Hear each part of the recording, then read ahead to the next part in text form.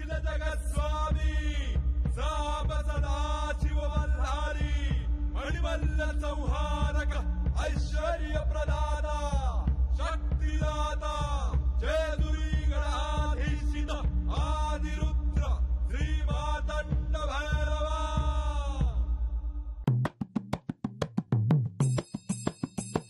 जय देवा जय देवा जय देवा जय देवा जय देवा जय शिव मार्तंडा।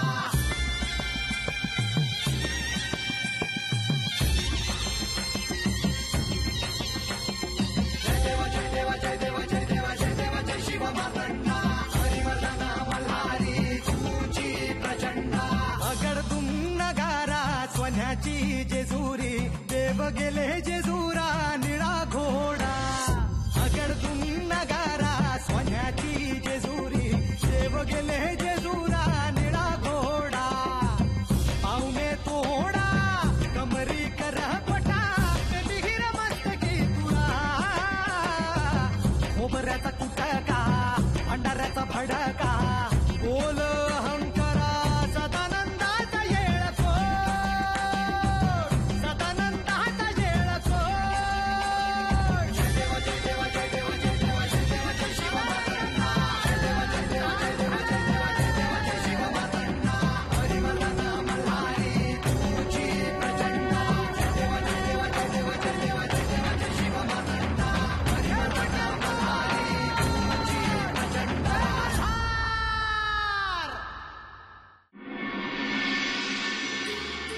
देवा मला नाही वाटत तुम्हासनी जेवाय मिळत, कारण समदे जेवले तरी म्हाळसातही जेवल्या नसणारच।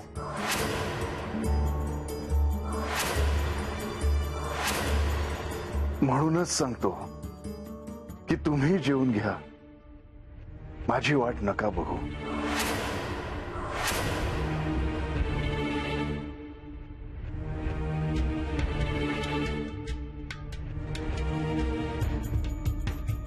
बानू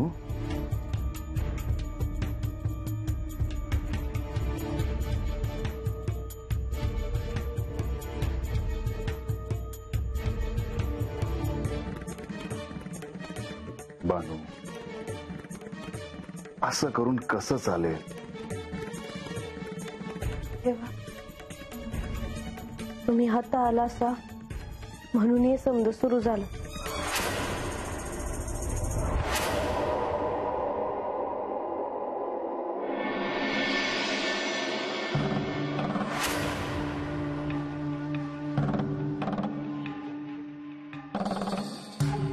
देवी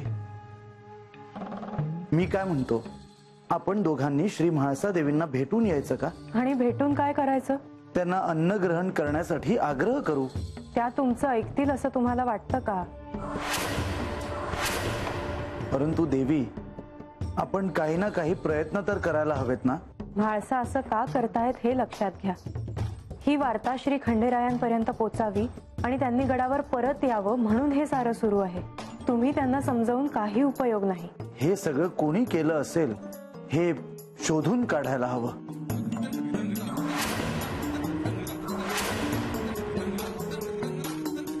मुनिवर त्यांनी कळ लावली म्हणून हे सगळं घडलं। नारद मुनींना आख्यान होईल की नाही अशी शंका वाटली असावी, म्हणून जाता जाता प्रसाद दिलाय त्यांनी दोघींना। मी त्यांना विचारणार आहे त्यांनी असं का केलं म्हणून। परंतु आपण हे देखील लक्षात घ्यायला हवं की अनेक दिवस झाले श्री खंडेराय बानूकडे जाऊ शकले नव्हते। मग इतक्या दिवसांनंतर जर ते गेले तर काय हरकत आहे?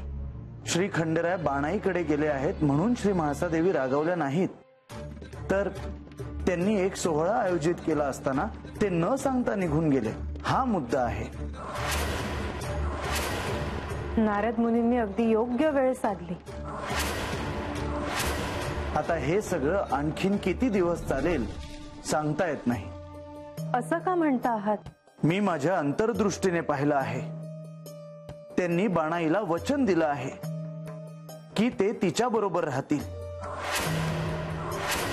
हे जर म्हाळसा देवींना कळलं तर काही खरं नाही।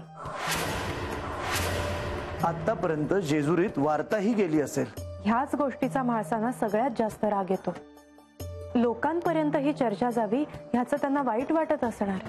मी समजू शकतो, परंतु जर मी त्यांच्या बरोबर असतो तर मी त्यांना हे असं वचन देऊच दिलं नसतं. काहीही होवो, तुम्ही यात पडू नका. आणि श्री खंडेरायांनी बानूला असं वचन दिलं आहे हे देखील स्वतःहून सांगू नका. बरं, नाही सांगत. मी योग्य वेळ पाहून म्हाळसादेवींना भेटून येईन आणि त्यांना भोजनासाठी आग्रह देखील करेन. बर, म्हणजे तुम्ही मला इथे थांबवता आहात आणि स्वतः मात्र जाताय, हे मला काही पटलेलं नाही देवी. हे असंच असतं. पण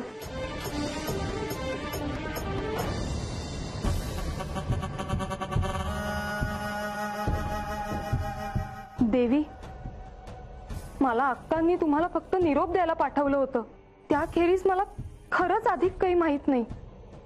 तुझं सगळीकडे चांगलंच ध्यान असतं माधवी. तुला काही ठाऊक नाही मला अजिबात पटत नाहीये. हो म्हाळसा, ती खरं तेच बोलते. मी तुमचीच वाट पाहत होते. काय झालं? काय म्हणाले हे? तुम्ही काहीच का बोलत नाही आहात? आळसा, श्री खंडेरायांनी आत्ता गडावर येणार नाही असं सांगितलं. काय? होय म्हाळसा, श्री खंडेराय इतक्यात गडावर येणार नाहीत. मीच जायला हवं होतं. त्यानं काय झालं असतं म्हाळसा? आमचं श्री खंडेरायांशी व्यवस्थित बोलणं झालंय. म्हाळसा, त्यांनी तुला वचन दिल्याप्रमाणे पंधरवड्यातून 2 दिवस ते बानूकडे जाणारच. हो, पण आज गडावर सोहळा आहे हे मी त्यांना सांगितलं होतं. तरी त्यांनी असं वागावं? गडावर सोहळा असून देखील त्यांना बानूकडे थांबावेसे वाटले असेलही मला नाही वाटत त्यांनी त्यात काही अयोग्य केले. ज्याप्रमाणे तू श्री खंडेरायांची पत्नी आहेस त्याप्रमाणे बानू देखील श्री खंडेरायांची पत्नी आहे. हे तुम्ही बोलत आहात बाबा? मला खरंच आश्चर्य वाटतंय ह्याचं. म्हाळसा, तुला असं वाटत असेल की हे काही बोलले नसतील, पण तसं नाहीये. त्यांनी तसे प्रयत्नही केले, पण श्री खंडेरायांचीच इच्छा नसेल तर आपण तरी काय करणार? म्हाळसा, तुला राग येणं स्वाभाविक आहे, पण मला असं वाटतं तू त्यांची बाजू देखील समजून घेणं आवश्यक आहे. तुला हे मान्य करणं आवश्यक आहे. नाही बाबा, मी हे समजून नाही घेऊ शकत आणि हे मला मान्यही नाही. त्यांनी मान्य करो वा न करो, त्यांना गडावर यावंच लागेल.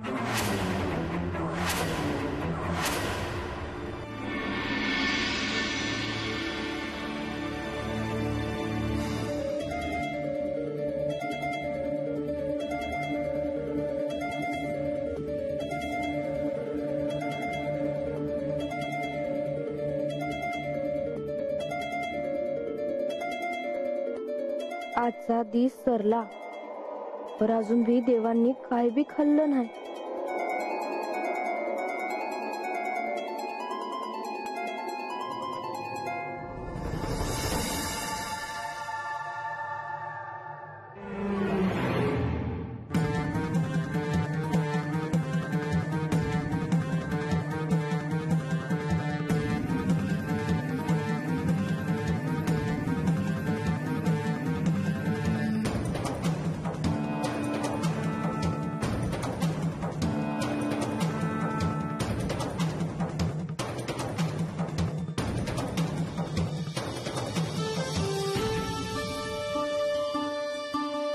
बानू, देवा, तू अजून जागी?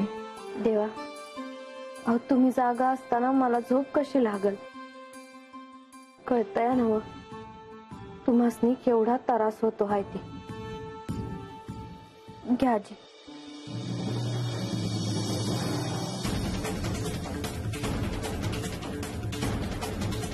बानू, मला ठाऊक आहे की तुला माझी चिंता आहे, पण मी ह्याचा स्वीकार नाही करू शकत. तेव्हा अहो असं कशापाई करतायसा? असं काय मागणं मागितलं आहे मी तुमच्याकडं? असं काय हवं होतं मला? काय बी नाही. नुसतं 4 दिवस आनंदाचं राहावं, तर ते बी दिसना झालं आहे. मग हे समजा असं असताना मला असं वाटतं का मी हे समजा कशापाय केलं, कशापाय. बानू, मी तुला वचन दिलं आहे आणि ते वचन मी पूर्ण करेन. पण ही परिस्थिती निराळी आहे. मग मी आज चुकले का देवा? नाही बानू, तुझं काहीच चुकलं नाही. पण परिस्थितीच अशी आहे.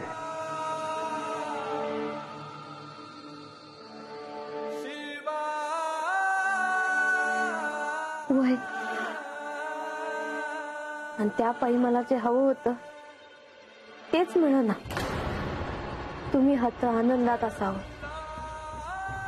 मी आज तुमच्या संग सुखानं हात राहावं, तेच मिळेना झालं. मग तेव्हा तुम्हीच मला सांगा, हे समजा असं असताना मी आज तुम्हासनी कशा पायी जाऊ देऊ? सांगाजी. होय बानू, तुझं बरोबरच आहे, योग्य आहे.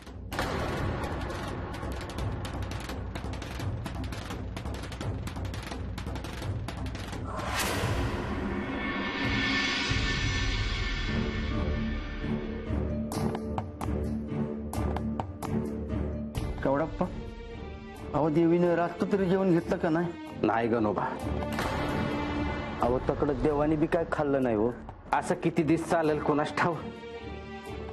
आधी गडावर समद्यासनी जेवाया घालून मग देवी जेवायच्या. आता त्यांनी स्वतः खाल्लं नाही म्हणल्यावर गडावर कुणी बी जेवणा झालंय. तुम्ही देवासने भेटला ना? वय, काय म्हणले ते? कधी येणार आहेत गडावर? नाही सांगता येत नाही म्हणलं. अहो पर मग कामकाज कसं चालायचं? अहो देव काय तर राहून राज्याचं कामकाज बघणार आहेत होय? आता परध्यांजींनी काय केलं तरच ह्यो तिडा सुटेल. याला काहीतरी कारण असणार. ते उगा असं काय करणार नाहीत. आता आपणच आपल्या परीनं काहीतरी करायला पाहिजे बाबा. पर आधी देव आणि देवीने आण घेतलं पाहिजे, मगच गडावरची लोक भाकरीला हात लावत्या. होय होय, खरं आहे.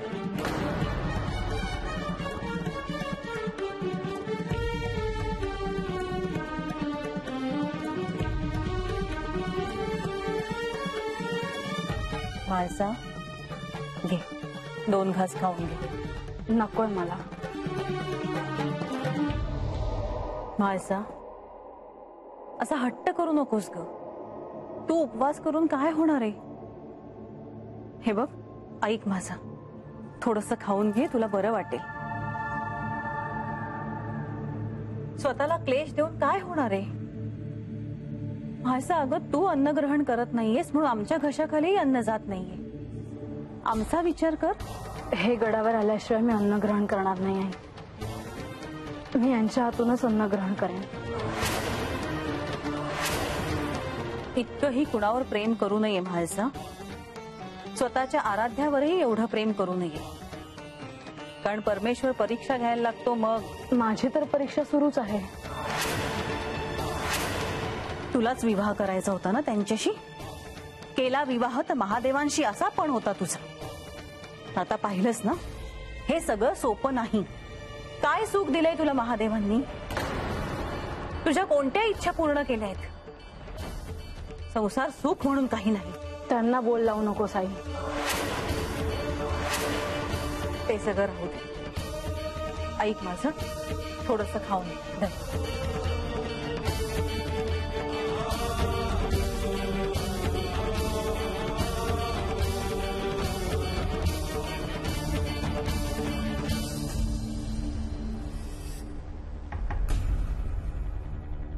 काय अवस्था केली माझ्या लेकीची. त्यांच्या जागी दुसरं कुणीही असतं तर सरळ विचारलं असतं, माझ्या लेकीने काय पाप केलंय म्हणून तिला अशी शिक्षा देत आहे. पण ते देव आहेत, महादेव आहेत, त्यांना कोणी विचारायचं नाही. काय करणार?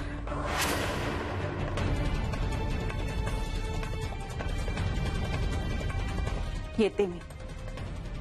यांनाही विचारायला हवं, त्यांनी काही खाल्लं की नाही पाहायला हवं. तेही उपाशी असतील. आई, तुम्ही नका ना माझ्यासाठी उपाशी राहू. आई वडिलांचं हृदय तुला नाही कळायचं.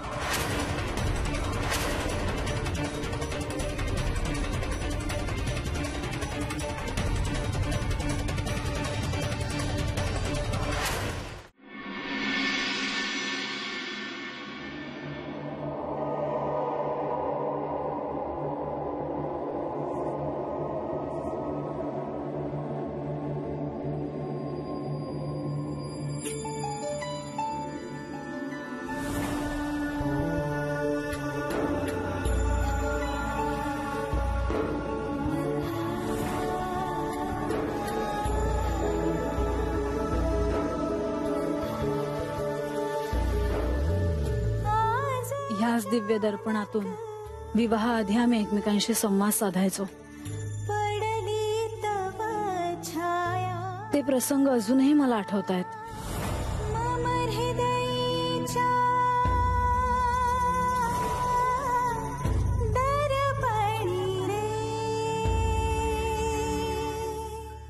दर्पणिया प्रीत सजवा मन मल्हारा, दर्पणिया प्रीत सजवा मन मल्हारा, दर्पणिया प्रीत सजवा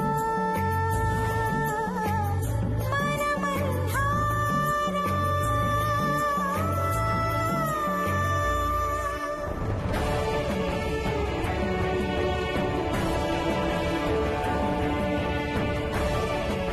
विवाहतिथी निश्चिती आधी या लाकडाच्या कुपीतले हळदीचे शिवलिंग तुम्ही मला भेट दिले होते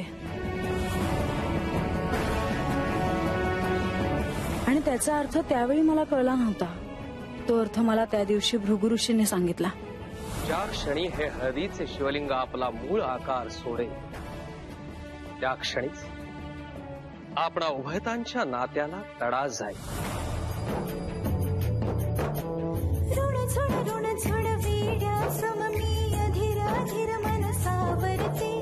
पण मला हाच प्रश्न पडला आहे की तुम्ही माझ्याशी असे का वागलात. मला काही झालं तरी त्याचं उत्तर मिळत नाही. त्या हळदीच्या शिवलिंगाने आपला आकार सोडला आणि खरोखरच आपल्या नात्यात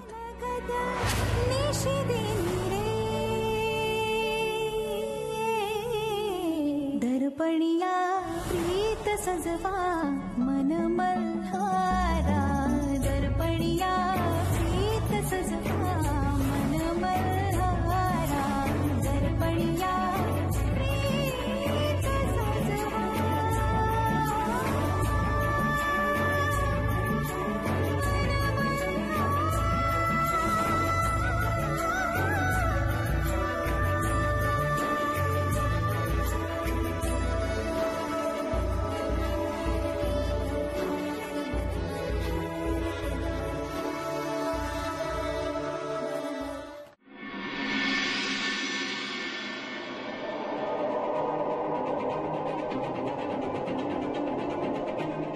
म्हाळसा, माझी बाजू तुला कधीही कळणार नाही का? मी हे सारं का करतो आहे हे तुला कधीच कळणार नाही का?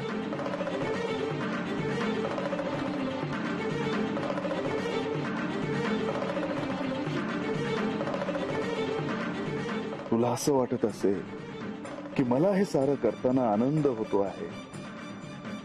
तसं नाहीये म्हाळसा.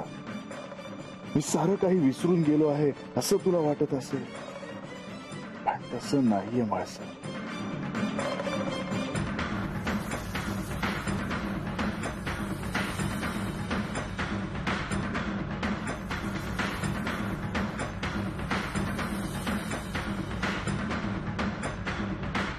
मी तुझ्यापासून कितीही दूर गेलो असलो तरीही माझं तुझ्यावर तितकंच प्रेम आहे. असं मी तुला हे कसं सांगू, हे तुला कसं कळेल? देवा, माधवा, देवा, अहो हे काय झालं? मी तुम्हाला म्हणालो होतो की तुम्ही कुणालाही कसलंही वचन देऊ नका. पण मी हे देखील म्हणालो होतो की भक्तांनी जर आराध्याकडे काही मागणं मागितलं तर त्याला मी नाही कसं म्हणणार. परंतु देवा, आता काय करणार? यावर काहीतरी मार्ग तर काढावा लागणारच. अर्थातच मार्ग तर काढावाच लागणार. मग काय करावं देवा? कारण तुम्ही गडावर पुन्हा कधी येणार याची वाट सगळेच जण बघतायत. माधवा, मी जेजुरी सोडून गेलो नाहीये, मी इथेच आहे. देवा, तुम्ही चुकीचा निर्णय घेतला आहे असं मी मुळीच म्हणत नाही. परंतु त्याचबरोबर हेही सत्य आहे की तुम्ही गडावर नाही आहात म्हणून गडावर सगळे दुःखी आहेत. परंतु यावर मार्ग तर काढावा लागणारच ना, हेही सत्य आहेच. होय देवा, तुमच्या मनात काही असेल तर सांगा, आपण काहीतरी करू. यातून लवकरात लवकर मार्ग काढू. नाही, आता काय करावं हे मी कसं सांगू? देवा, परंतु मग मी काही करू का? थांबा माधवा, आज रात्रीच्या प्रहरी काही गोष्टी घडणार आहे. पुढे येणाऱ्या महत्वाच्या अशा अनेक घटनांची ती नांदी आहे.